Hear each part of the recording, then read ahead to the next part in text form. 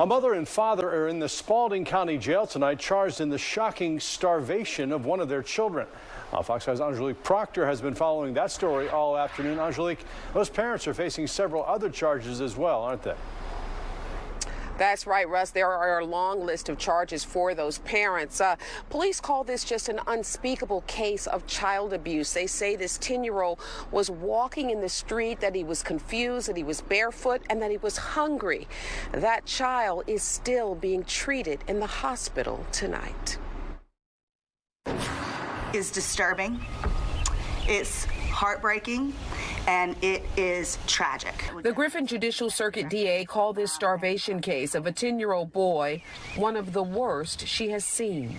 Police say the child managed to escape his family's home this past Friday and was found wandering here on Westminster Circle by a neighbor.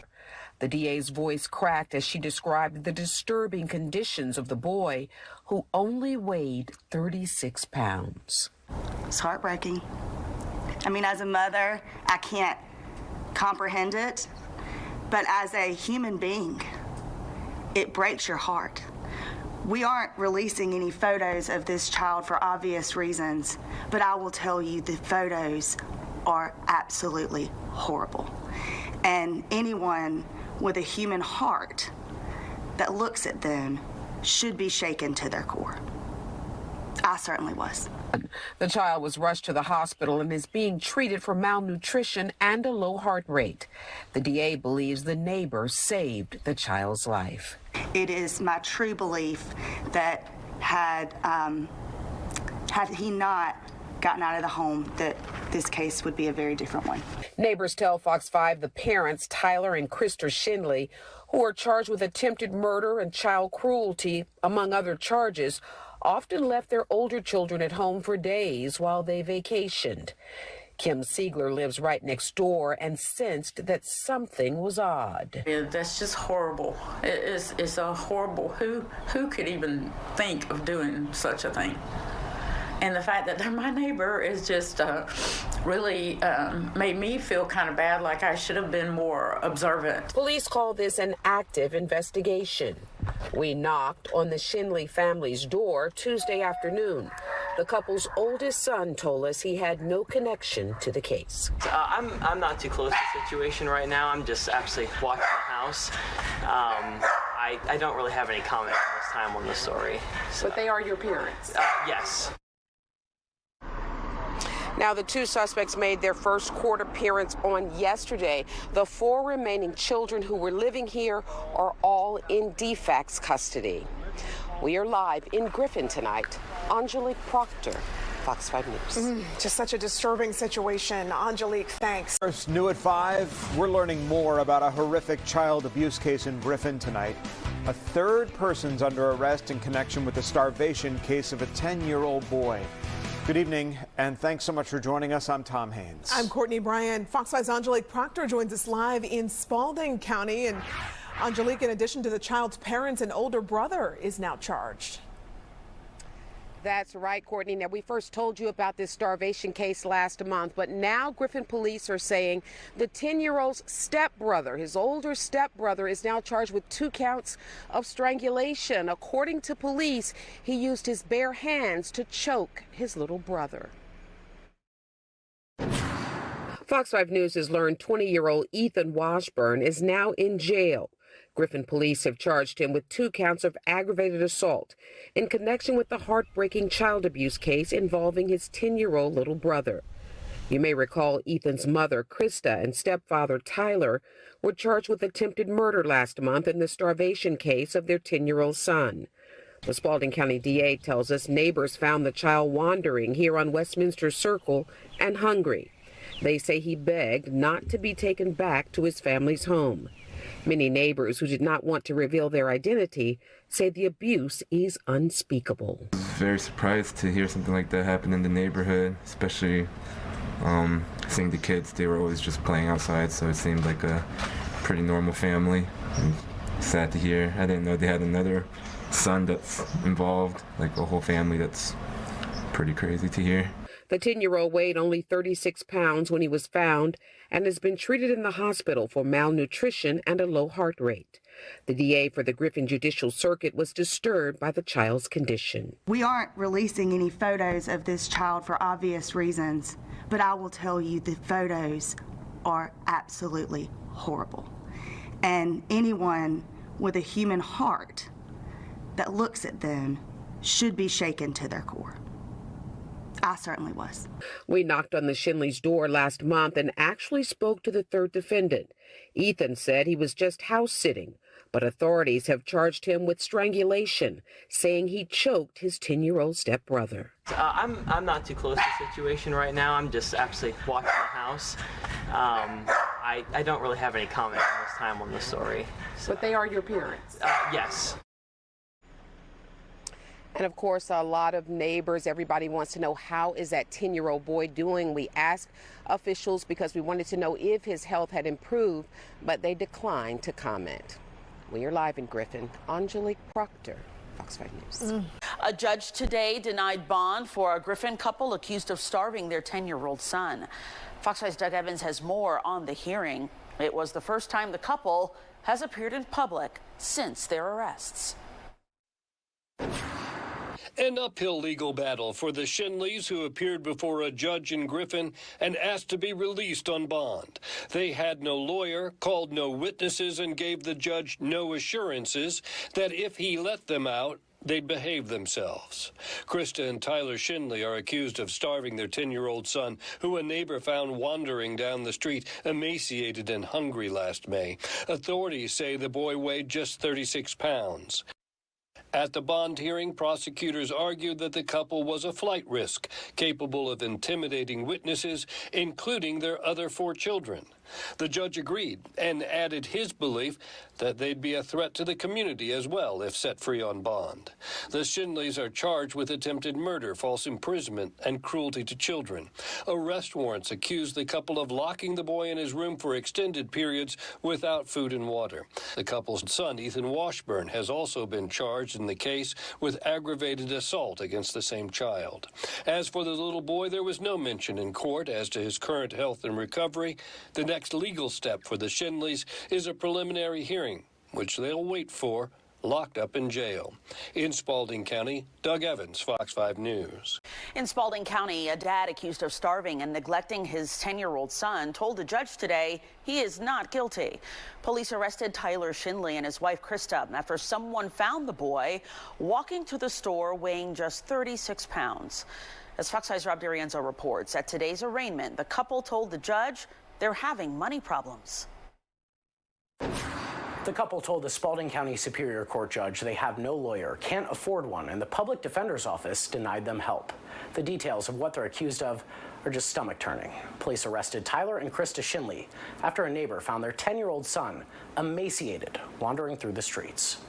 The court calls the case of the state of Georgia versus Krista Schindley and Tyler Schindley. For the first time in open court, the prosecution read the Schindleys the charges against them in Spalding County. It maliciously caused bodily harm to Evan Schindley by depriving said person of his teeth. Tyler Schindley shook his head at times, listening to the litany of charges against him and his wife, Krista. They include attempted murder and false imprisonment. Prosecutors say they denied their little boy access to food, clothes, lights, and toilet paper. In court Monday, they said they didn't have the cash to hire a lawyer. It's my understanding that your house is now in foreclosure. Is that correct? Yes. All right. Do you have any assets, liquid assets available? Not enough to obtain an attorney, no. Police also charged their 20-year-old son, Ethan, with aggravated assault against the 10-year-old. At Monday's hearing, Tyler Schindley entered a plea of not guilty that the judge accepted. Meanwhile, Krista Schindley said she wasn't sure if she fully understood her rights. There's no way we can have a continuance until we have legal. Ma'am, I've continued this case more times than I typically continue any other case.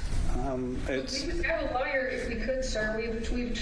We've done what we can. We've been denied. At the end of the hearing, the judge ordered the public defender's office to give the Schindleys' application for legal help another look. Krista has yet to enter a plea. The next time the couple is set to appear in court is September 7th, and we still have no word on how their little boy is doing. Rob DiRienzo, Fox 5 News. A Spalding County mother and father face decades behind bars in another horrifying case of child abuse discovered in Georgia. But before their guilty pleas last week, more disturbing details emerged in court of neglect and starvation. 2 witnesses testified they urged the state's child welfare agency not to allow Krista and Tyler Schindley to adopt children. But the adoption went through anyway. Fox 5 I-Team reporter Johnny Edwards reported on the state's handling of 2 child death cases last year. He's here now with a deeper look at what went wrong in the Schindley case in Spalding County. Johnny? Well, Russ and Courtney, prosecutors tell me this one could have easily been a death case too. But a 10-year-old boy managed to escape from a home where he was being starved and tortured. Prosecutors also told me about how easily this abuse might have been prevented. It's okay. You all right? In this police body cam video, take a look at the boy sitting on the ground. He's 10 years old, weighs 37 pounds, and authorities say just escaped a house of horrors. What's going on? You don't want to be there? With his own parents trying to kill him, his adoptive parents. It was child torture. They beat him, they starved him. Last week, Krista and Tyler Schindley opted to cut their criminal trial short, pleading guilty to all charges, including cruelty to children, false imprisonment, and attempted murder. The judge sentencing both parents to 40 years in prison plus 20 years on probation. Just before the sentencing, some testimony that raised even more questions about already unthinkable crimes. We recommended against the adoption to the state. In 2020, 3 years before the boy's escape in 2023, the Schindleys had adopted the boy and his 4 younger siblings, who were 2 sets of twins. A Henry County school counselor told the court before sentencing she didn't think the Schindleys should be allowed to adopt the boy, and she told that to the State Division of Family and Children's Services, which oversaw the adoption. Did you express concerns about his adoption to DFACS? Yes, numerous times. What alarmed her? The boy coming to school with only scraps for lunch, forbidden to eat school lunch. And this. Ms. Schindley expressed that she only wanted the kids, the sisters, the twins, and he was being forced on her. But even more extraordinary, the faith-based foster care agency that recruited the Schindleys and paired them up with the children says it also told DFACS the Schindleys weren't fit to adopt any children. There were some concerns from the child that maybe he didn't feel safe. Families for Families contracts with the state to recruit and support foster families. But Director Wayne Noggle said the agency walked away from the adoption, pulling the family's foster home license. We got to a place as an agency that we did not feel that we could continue to support the adoption anymore. The state basically just reopened the home underneath their name, and then we were completely out of the case. What came out in court begs the question, how were the Schindleys allowed to adopt the boy, or any of the children for that matter? It's hard to say because adoption records are sealed. We tried talking to DFACS about this case, but the agency wouldn't comment, citing state and federal privacy laws. DFACS also confirming no employee faces disciplinary action over this case. Guess who else couldn't access adoption or early DFACS records? The district attorney who put the Schindleys away. Do you know if the judge who signed off on the adoption was aware of any of this? It's sealed, so we don't know. That's something we tried to look into, but it's sealed. Marie Broder and Chief Assistant DA Catherine Leonard said they're aware of 3 DFACS investigations, all involving food, and all apparently declared unfounded by DFACS. They also learned about the horrors the boy endured. Kept locked in his room, the windows screwed shut and covered with film. Fed rotten vegetables, forced to eat outside, forced to take ice-cold baths, struck with a belt. His own biological siblings, who were 3 and 4 years younger, encouraged to take part in abuse with the parents. There was one incident that the children recounted that they threw a hot dog in the pool, and so he was fighting, drowning to try to get to that hot dog, and they all stood by the pool laughing at him. Noggle told us what probably drove the adoption going forward despite the red flags, a shortage of foster families, and DFACS wanting to keep the siblings together. And I think this ought to be a wake-up call to our churches and to our communities, that instead of pointing the fingers when these things happen, we ought to be looking, saying, what can we do to help? How good would it be that if one family came up and there was a concern about the family adopting, and the state had 5 other people that wanted to adopt 5 kids? Now, we also weren't able to see the criminal case file. The DA's office and police declined to release it, saying the Schindleys might still appeal their sentences. Wayne Noggle says if anyone wants to take up his call to foster children or lend help, he can be reached through the Families for Families website. We'll post a link on our website. And Russ and Courtney, he also said that if he had other options for these kids, he might have taken a stronger stand against this adoption with the state. Wow. I hear what he's saying about not pointing fingers, but this should not have happened to that little boy, and he should have been in that house. Do we know how he got out?